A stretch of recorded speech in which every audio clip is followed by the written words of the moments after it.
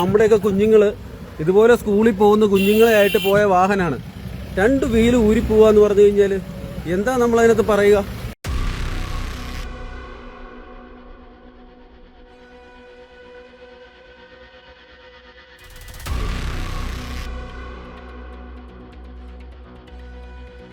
രാത്രിയിൽ വല്ലാണ്ട് പേടിച്ചു. കുട്ടികൾ വന്നപ്പോൾ തന്നെ പേടിച്ച് രാത്രിയിൽ പല കുട്ടികളും കരച്ചിലായിരുന്നു എന്നൊക്കെയാണ് അറിഞ്ഞത്.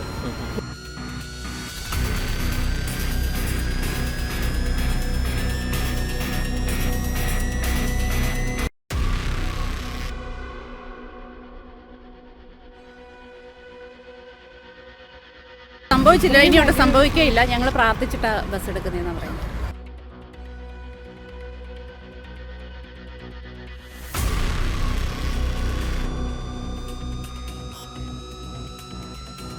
വീലൂരി തെറിച്ചതിന് ശേഷം മുകളിലേക്ക് പൊങ്ങി ചാടിയാണ് നിന്നത്.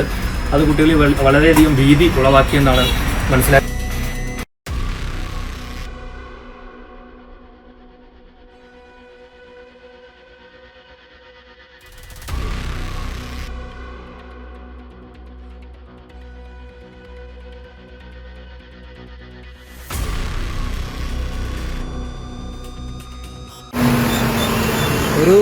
വളരെ ബുദ്ധിമുട്ടുള്ള ഒരു കാര്യമാണ് ഈ അറിയിക്കുന്നത്. വളരെ സങ്കടത്തോടെയാണ്. ഒരു ശിശുദിനമായിട്ടുള്ള ഇന്ന് 10ഉം 50ഉം പിള്ളേരായിട്ട് വന്ന വാഹനമാണ്. നിങ്ങളിത് കാണണം.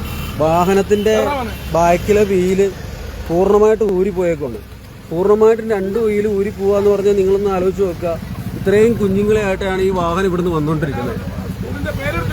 തണ്ണീർമുക്കം ബണ്ടിൽ ഒരു തലനാരിഴയ്ക്കാണ് ഈ കുഞ്ഞുങ്ങൾ രക്ഷപ്പെട്ടിരിക്കുന്നത്, കായലിലേക്ക് പോകാതെ. ഇതൊക്കെ ഒരു സ്കൂൾ മാനേജ്മെൻറ്റിൻ്റെ അല്ലെങ്കിൽ നിങ്ങളൊന്ന് ചിന്തിക്കണം. നമ്മുടെയൊക്കെ കുഞ്ഞുങ്ങൾ ഇതുപോലെ സ്കൂളിൽ പോകുന്ന കുഞ്ഞുങ്ങളെ ആയിട്ട് പോയ വാഹനമാണ്. 2 വീല് ഊരിപ്പോവാന്ന് പറഞ്ഞു കഴിഞ്ഞാൽ എന്താ നമ്മളതിനകത്ത് പറയുക? നമ്മൾ ആൾക്കാർ പ്രതികരിക്കണം. സ്കൂളിൽ പൈസ ഫീസ് 2000-ഉം 3000 രൂപയും കൊടുത്തിട്ട് കുഞ്ഞുങ്ങളെ ബസ്സിൽ വിട്ടിട്ട് വീട്ടിലിരിക്കുന്ന മാതാപിതാക്കൾ എങ്ങനെയാണ് വിശ്വസിച്ചിരിക്കുക? എന്ത് കാരണത്തിലാണ് വിശ്വസിച്ചിരിക്കുക? ഒരു സ്കൂൾ ബസ്സാണ്, വർഷങ്ങളോളം പഴക്കമുണ്ട്. അവർ തട്ടിയും മുട്ടിയും പെയിൻറ്റും അടിച്ച് സ്കൂൾ ബസ്സാണെന്ന് പറഞ്ഞ് കുഞ്ഞുങ്ങളുടെ നിന്നും മാതാപിതാക്കളുടെ നിന്നും പൈസ വാങ്ങിക്കൊണ്ടാണ് ഇങ്ങനെയുള്ള കാര്യങ്ങൾ ചെയ്യുന്നത്. നമസ്കാരം. നിങ്ങളിപ്പോൾ കണ്ട ഈ ദൃശ്യങ്ങൾ കണ്ടത് ചേർത്തലയ്ക്ക് സമീപം തണ്ണീർമുക്കം ബണ്ടിലാണ്. ഇവിടെ വെച്ചാണ് സെൻറ്റ് ജോസഫ് പബ്ലിക് സ്കൂളിലെ ബസ്സിൻ്റെ പിൻഭാഗത്തെ 2 ടയറുകൾ ഊരിത്തെറിച്ചത്. ഇത് ഏറെ ദിവസമായിട്ട് ലൂസായി ഇരുന്നതാവാം, ഇതിൻ്റെ നട്ട് ബോൾട്ടുകളൊക്കെ ലൂസായി ഇരുന്നതാവാം ഇതിന് കാരണമെന്നാണ് പ്രാഥമികമായ ഒരു കണ്ടെത്തൽ. ഈ വാഹനം സ്കൂളിൽ നിന്നും കുട്ടികളെ എടുത്തുകൊണ്ട് തണ്ണീർമുക്കം ബണ്ട് റോഡ് വഴി പോകുന്നതിനിടയിലാണ് പുറകിലത്തെ ഇടതുവശത്തെ 2 ടയറുകൾ ഊരി തെറിച്ചത്. എന്തായാലും ഈ അമിത വേഗത ഇല്ലാത്തതുകൊണ്ടും കൃത്യമായി ആ വാഹനം ഓടിച്ചതുകൊണ്ടും ഇത് വലിയ അപകടമൊന്നും ഉണ്ടായില്ല. തൊട്ടടുത്ത് കായലാണ്. ആ കായലിലേക്ക് ഈ ബസ് മറിയാതിരുന്നതിൻ്റെ പ്രധാന കാരണം ഈ ഡ്രൈവറുടെ സമയോചിതമായ ഇടപെടലാണ്. അദ്ദേഹം കൃത്യമായി ആ വാഹനം നിർത്തി. ടയറുകൾ ഊരി തെറിച്ചെങ്കിലും വാഹനം കൺട്രോളിൽ തന്നെയായിരുന്നു. അതുകൊണ്ട് തന്നെ വലിയ അപകടമൊന്നും ഉണ്ടായില്ല. എന്തായാലും ഈ സംഭവത്തിൻ്റെ ഞെട്ടലിലാണ് ഇപ്പോൾ വിദ്യാർത്ഥികൾ എല്ലാവരും തന്നെ. ഈ സംഭവവുമായി ബന്ധപ്പെട്ടപ്പോൾ വലിയ ആരോപണങ്ങളാണ് ഈ മാതാപിതാക്കൾ ഉന്നയിക്കുന്നത്. ഈ സംഭവത്തിന് ശേഷം സ്കൂൾ അധികൃതർ ആരും തന്നെ മാതാപിതാക്കളെ ബന്ധപ്പെട്ടിട്ടില്ല എന്ന് അവർ പറയുന്നുണ്ട്. സ്കൂളിലെത്തുമ്പോൾ കൃത്യമായി ഇതിന് മറുപടി നൽകാൻ പ്രിൻസിപ്പളോ വൈസ് പ്രിൻസിപ്പളോ അല്ലെങ്കിൽ മാനേജ്മെൻറ്റിൻ്റെ ആരും തന്നെ ഇല്ല എന്നും അവർ ആരോപിക്കുന്നുണ്ട്. എന്തായാലും ഈ അപകടം നടന്ന ഉടൻ തന്നെ ബിക്സൺ എന്ന കോട്ടയം സ്വദേശി ഇതുവഴി യാത്ര ചെയ്യുന്നുണ്ടായിരുന്നു. അദ്ദേഹത്തിൻ്റെ മൊബൈലിൽ പകർത്തിയ വീഡിയോ ദൃശ്യം സോഷ്യൽ മീഡിയയിൽ വളരെ വേഗമാണ് വൈറലായത്. അദ്ദേഹം പകർത്തിയ ദൃശ്യങ്ങളാണ് നമ്മൾ ആദ്യമേ കണ്ടത്. എന്തായാലും ഈ വീഡിയോ ദൃശ്യം വന്നതിന് തൊട്ട് പിന്നാലെ തന്നെ ചേർത്തല RTO ഓഫീസിലെ മോട്ടോർ വെഹിക്കിൾ ഇൻസ്പെക്ടർ രാജേഷിൻ്റെ നേതൃത്വത്തിൽ ഇവിടെ മോട്ടോർ വാഹന വകുപ്പ് അധികൃതർ എത്തുകയും വാഹനം എത്രയും വേഗം തന്നെ ഇവിടെ തിരിച്ച് ആ ടയറുകളൊക്കെ ഫിറ്റ് ചെയ്തതിന് ശേഷം മാറ്റുകയും ചെയ്തു. പിന്നീട് ഈ സംഭവത്തിൽ ഈ മോട്ടോർ വാഹന വകുപ്പ് കേസെടുത്തിട്ടുണ്ട് എന്നാണ് നമുക്ക് മനസ്സിലാക്കാൻ കഴിയുന്നത്. എന്തായാലും ഈ വാഹനം ഇപ്പോൾ പരിശോധിക്കുവാനായി ചേർത്തല RTO ബിജുവിൻ്റെയും മോട്ടോർ വെഹിക്കിൾ ഇൻസ്പെക്ടർ രാജേഷിൻ്റെ നേതൃത്വത്തിലുള്ള സംഘം ഇവിടെ എത്തിയിട്ടുണ്ട്. കൂടാതെ അശോക് ലെയ്ലാൻഡിൻ്റെ സർവീസ് സെൻ്ററിലെ ടെക്നീഷ്യന്മാരും എത്തിയിട്ടുണ്ട്. എന്തൊക്കെയാണ് ഈ പരിശോധനയിൽ കണ്ടെത്തിയ വീഴ്ചകൾ, എന്തൊക്കെ നടപടികൾ സ്വീകരിക്കുമെന്ന് നമുക്ക് ജോയിൻ്റ് RTOയോട് തന്നെ ചോദിക്കാം. പരിശോധിച്ചപ്പോൾ എന്താ മനസ്സിലായത്? ലാക്ക് ഓഫ് മെയിൻ്റനൻസ് ആണ്. കാരണം കണ്ടിന്യൂസ് ആയിട്ടില്ലല്ലോ, 1-2 ദിവസത്തിൽ പറ്റിയതാണ്. കാരണം കണ്ടിന്യൂസ് ആയ ശേഷം അത് ഫീൽഡ് പുറത്തായിട്ടാണ് നമ്മൾ കസ്റ്റമേഴ്സ് ലൈലാൻഡ് ഹോട്ടലിലെ ടെക്നിക്കൽ ടീമായിട്ട് രാജേഷ് ലൈലാൻഡ് ടെക്നിക്കൽ ടീമായിട്ട് ഞങ്ങൾ കമ്പനി ആയിട്ട് നടത്തിയിരുന്നു. അപ്പോൾ നമ്മുടെ ഫൈനാൻസിൻ്റെ രീതിയിലാണ് അവരുടെ പ്രോപ്പറായിട്ടുള്ള ഒരു മെയിൻ്റനൻസിൻ്റെ പോരായ്മ കാണുന്നത്. വീടിൻ്റെ ലൂസായിട്ടത് പതുക്കെ ഓട്ടത്തിൽ പതുക്കെ ലൂസായി പതുക്കെ അത് ഊരിപ്പോവും. അതിൻ്റെ ഭാഗമായിട്ട് വീട് ഊരിപ്പോവുകയും നമ്മൾ ഈ സ്കൂൾ ബസ് മെയിൻറ്റെയിൻ ചെയ്യുന്നതിനെ പറ്റി നമ്മൾ എല്ലാ സ്കൂൾ ഓപ്പണിംഗ് സമയത്ത് നമ്മൾ ഇതിനെ പറ്റി ഡ്രൈവ് സംഘടിപ്പിക്കാറുണ്ട്. എല്ലാവർക്കും കറക്റ്റ് ഇൻസ്ട്രക്ഷൻ കൊടുക്കാറുണ്ട്. എല്ലാ വാഹനങ്ങളും നമ്മൾ ഓൾറെഡി ഫിറ്റ്നസ് ഉണ്ടെങ്കിൽ പോലും വീണ്ടും അത് ഒരിക്കൽ പരിശോധിച്ചിട്ടാണ് നമ്മൾ ഓടാനായിട്ട് കൊടുത്തിരിക്കുന്നത് ഈ വാഹനങ്ങളെല്ലാം തന്നെ. അതുപോലെ അവർ കൃത്യമായ ഡയറക്ഷൻ നമ്മൾ കൊടുത്തിട്ടുണ്ട്. വാഹനങ്ങൾ പീരിയോഡിക്കലി മെയിൻറ്റെയിൻ ചെയ്യാനായിട്ട് ഡയറക്ഷൻ കൊടുത്തിട്ടുണ്ട് ഓൾറെഡി. എല്ലാ ദിവസവും പരിശോധിക്കണമെന്ന് പറഞ്ഞിട്ടുണ്ടോ? തീർച്ചയായിട്ടും എല്ലാ ദിവസവും വാഹനങ്ങൾ പരിശോധിക്കുന്ന ഡയറക്ഷനൊക്കെ നമ്മൾ ആദ്യം തന്നെ ഇവർക്ക് നമ്മുടെ സ്കൂൾ തുടക്കുന്ന സമയത്ത് തന്നെ ഡ്രൈവർമാർക്കും അവരുടെ അതിനുള്ള ആയമാർക്ക് ചേർന്നുകൊണ്ടുള്ള ഒരു കമ്പൈൻഡ് ക്ലാസ് കൊടുക്കാറുണ്ട്. അവിടെ തന്നെ ഈ ഡയറക്ഷൻ കൊടുക്കാറുള്ളതാണ്. എന്ത് നടപടിയാണ് ഇനിയിപ്പം നമ്മളെടുക്കാൻ പോകുന്നത്? ഓൾറെഡി വാഹനത്തിന് ഫിറ്റ്നസ് സർട്ടിഫിക്കറ്റ് റദ്ദാക്കി ക്യാൻസൽ ചെയ്തിട്ടുണ്ട്. ഇത് രണ്ടാമത് അത് എല്ലാ വർക്കും ചെയ്ത ശേഷം പുതിയ ഫിറ്റ്നസ് കൊടുക്കുള്ളൂ. എല്ലാ സ്കൂളിലെ എല്ലാ വാഹനങ്ങളും പരിശോധിച്ച് ഞങ്ങൾ ഓൾറെഡി പരിശോധിച്ച് കഴിഞ്ഞു. അതൊന്നുകൂടി ഡീറ്റെയിൽ ആയിട്ടുള്ള അപ്പോൾ ഓൾറെഡി നമുക്ക് കുറച്ച് അഴുക്കും കാര്യങ്ങളൊക്കെ ഉണ്ടാവില്ല. അപ്പോൾ അത് പരിശോധിച്ച് വ്യക്തമായിട്ട് പരിശോധിക്കാൻ വേണ്ടിയിട്ട് അടുത്ത ദിവസം ഹാജരാക്കാൻ നിർദ്ദേശം കൊടുത്തിട്ടുണ്ട്. പിഴ എന്തെങ്കിലും ഇടാക്കും? പിഴ വരുന്നുണ്ട്, പിഴ ഉണ്ടാവും. ഊരിത്തെറിച്ച ബസ്സാണ് നമ്മൾ ഇപ്പോൾ കാണുന്നത്. ചേർത്തലയിലെ ഫ്രണ്ട്സ് ഓട്ടോമൊബൈൽസ് വർക്ക്ഷോപ്പിൽ കിടക്കുകയാണ്.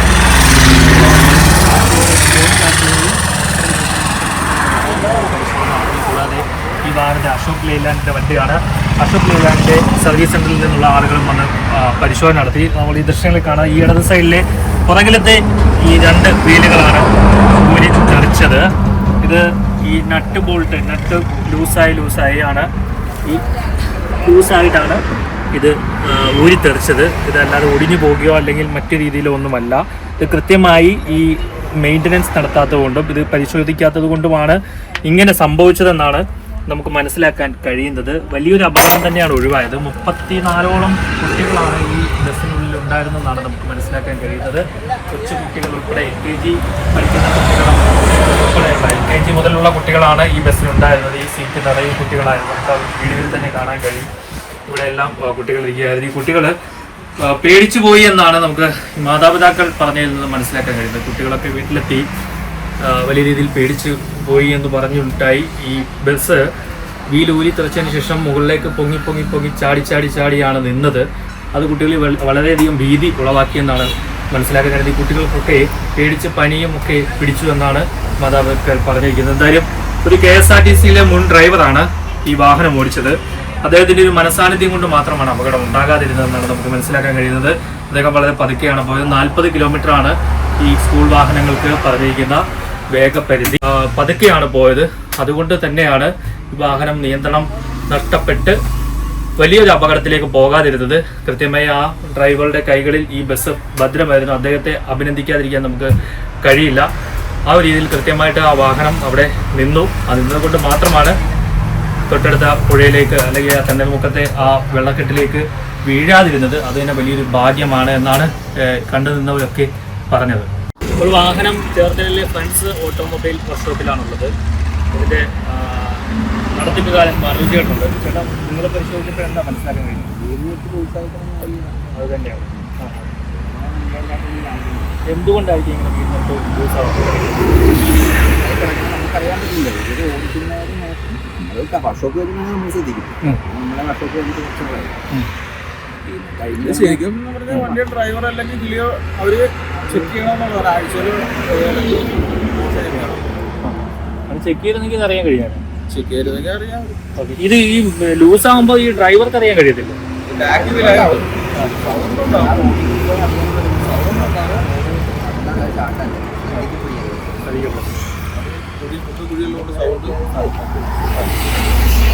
സൗണ്ട് കേൾക്കും. അതിപ്പോ ഇതുപോലെ ലെവൽ റോഡിൽ കൂടെ പോയി കഴിഞ്ഞാൽ അത് അറിയാൻ പറ്റും. ഗട്ടറിൽ കൂടെ പോയി കഴിഞ്ഞാൽ അറിയാം. പിന്നെ പുറകെ വരുന്ന വണ്ടികൾ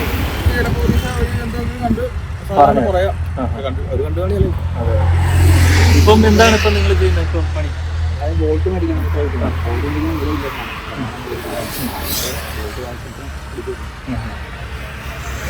റീടെസ്റ്റ് ആണ്. കാര്യങ്ങളൊക്കെ ഈ സംഭവത്തിൽ ഈ മാതാപിതാക്കൾ ഈ സ്കൂൾ അധികൃതരെ ബന്ധപ്പെട്ടിട്ട് ആരും ഫോൺ അറ്റൻഡ് ചെയ്യുന്നില്ല. തുടർന്ന് രാവിലെ തന്നെ ഇവർ ഈ സ്കൂളിലെത്തി അധികൃതരെ കാണണമെന്ന് ആവശ്യപ്പെട്ടപ്പോൾ ഇവിടെ ആരും തന്നെ ഇല്ല. ഇതിൻ്റെ പ്രിൻസിപ്പളായിട്ടുള്ള സിസ്റ്റർ ജീന ജോണ് ഇവളുടെ ഈ സഭയുടെ ഒരു ഇലക്ഷനുമായി ബന്ധപ്പെട്ട് ആലുവയിലേക്ക് പോയിരിക്കുകയാണ്. അവരെ ബന്ധപ്പെടുവാൻ സാധ്യമല്ല എന്നാണ് പറഞ്ഞത്. ഈ സംഭവം ഉണ്ടായതിനു ശേഷം ഈ പ്രിൻസിപ്പൽ ഇക്കാര്യങ്ങളൊന്നും തന്നെ ഈ മാതാപിതാക്കളുമായി സംസാരിക്കുകയോ ഒന്നും ചെയ്തിട്ടില്ല. കുട്ടികൾക്ക് ഏതെങ്കിലും തരത്തിൽ പരിക്ക് പറ്റിയിട്ടുണ്ടോ അല്ലെങ്കിൽ മറ്റേതെങ്കിലും തരത്തിലുള്ള പ്രശ്നങ്ങൾ ഉണ്ടായിട്ടുണ്ടോ എന്നുള്ള കാര്യങ്ങളൊന്നും അന്വേഷിച്ചില്ല എന്ന് ഈ മാതാപിതാക്കൾ ആരോപിക്കുന്നുണ്ട്.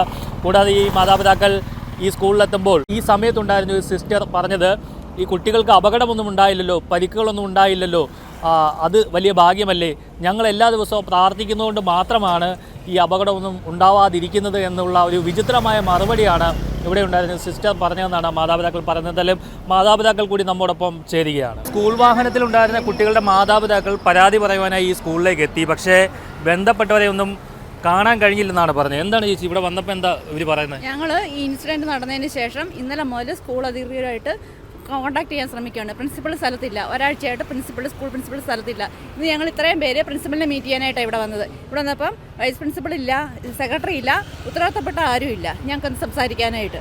ഞങ്ങൾ അത്രയും നേരം ഫീസ് കൗണ്ടറിൽ നിന്ന് സിസ്റ്റർ അടുത്താണ് കാര്യങ്ങൾ സംസാരിച്ചത്. അത് കഴിഞ്ഞാണ് MVD സാറ് വന്ന് സാറാണ് വിളിച്ചിരുന്ന് ഞങ്ങളുടെ കാര്യങ്ങൾ സംസാരിച്ചത്. കാരണം ഒരു PTA മീറ്റിംഗ് ആയിട്ട് ഒന്നുമില്ല. അപ്പോൾ ഈ ഒരു സംഭവം നടന്നതിന് ശേഷം ഈ സ്കൂളിൻ്റെ ഭാഗത്തുനിന്ന് ഞങ്ങളുടെ പേരൻസിനെ ആരെയും ഇവർ കോൺടാക്ട് ചെയ്തിട്ടില്ല. അതാണ്. നിങ്ങളൊക്കെ എങ്ങനെയാണ് ഈ സംഭവം അറിയുന്നത്? ഞങ്ങൾ സ്കൂളിൽ നിന്ന് ആരും ഇൻഫോം ചെയ്തിട്ടില്ല. സ്കൂളിൽ നിന്ന് ബസ്സേന്ന് പറഞ്ഞത് വണ്ടി ബ്രേക്ക് ഡൗൺ ആയെന്നാണ്. വഴിയെ പോകുന്നവരാണ് പറഞ്ഞത് വണ്ടിയാണ്ട് വീല് കിടപ്പുണ്ടെന്ന് പറഞ്ഞു. നിങ്ങൾ എത്ര രൂപ കൊടുത്തിട്ടാണ് ഈ വണ്ടിയിൽ കുട്ടികളെ വിടുന്നത്? 1900. മാസം 1900. 1970. അത്ര കൊടുത്തിട്ടാണ് നിങ്ങൾ കുട്ടികളെ ഇവിടേക്ക് വിടുന്നത്. അപ്പോൾ ഇവിടെ വന്നപ്പം നിങ്ങൾ എന്ത് പറയാനായിട്ടാണ് ഇവിടെ വന്നത്? ഞങ്ങൾ ഈ ഇൻസിഡൻറ്റ് ഉണ്ടായതിനെ പറ്റി ഒന്ന് പ്രിൻസിപ്പളിനെ കണ്ട് സംസാരിക്കാനാണ് വന്നത്. പക്ഷേ വന്നപ്പോൾ അവർ പറയുന്നു ഉത്തരവാദിത്തപ്പെട്ട ആരും സ്കൂളിലില്ല, ഒരാഴ്ചയായിട്ട് സിസ്റ്റർ എന്തോ ധ്യാനത്തിലും മീറ്റിങ്ങിലൊക്കെയാണ്. അപ്പോൾ 2 ദിവസം കൂടെ കാണാൻ പറ്റത്തില്ല, വിളിച്ചാൽ കിട്ടില്ല എന്നൊക്കെയാണ് പറഞ്ഞു. ഞങ്ങൾ ധ്യാനത്തിന് പോയത് ഈ കുട്ടികൾക്ക് എന്തെങ്കിലും സംഭവിച്ചായിരുന്നെങ്കിൽ എന്ത് സമാധാനം പറഞ്ഞു? അവര് പറഞ്ഞ ധ്യാനമല്ല, ഇലക്ഷൻ നടക്കുകയാണ്, അത് അവിടെ നടക്കും. സ്കൂളിൽ എന്ത് സംഭവിച്ചാലും ഇലക്ഷൻ അവിടെ നടക്കും, എന്ത് സംഭവിച്ചാലും. അതാണ് അവർ പറയുന്ന മറുപടി. ഒരു ധ്യാനമുണ്ടായിരുന്നു ഇന്നലെ രാവിലെ തൊട്ട്. ഇലക്ഷൻ്റെ പരിപാടികളാണ്. അപ്പോൾ അതവിടെ നടക്കും. അവരുടെ എന്തോ സഭയുടെ ഇലക്ഷൻ എന്നാണ് പറഞ്ഞത്. അപ്പോൾ ഞങ്ങൾ ചോദിച്ചു ഞങ്ങളുടെ കുഞ്ഞുങ്ങൾക്ക് എന്തെങ്കിലും സംഭവിച്ചിരുന്നെങ്കിലോ എന്ന് ചോദിച്ചപ്പോൾ ഇവിടുത്തെ ഒരു സിസ്റ്റർ കയ്യിൽ നിന്ന് പറഞ്ഞ മറുപടി എന്ത് സംഭവിച്ചാലും ഇലക്ഷൻ അവിടെ നടക്കും, പക്ഷേ അറിയത്തില്ലെന്ന് സിസ്റ്റർ ഇതൊന്നും.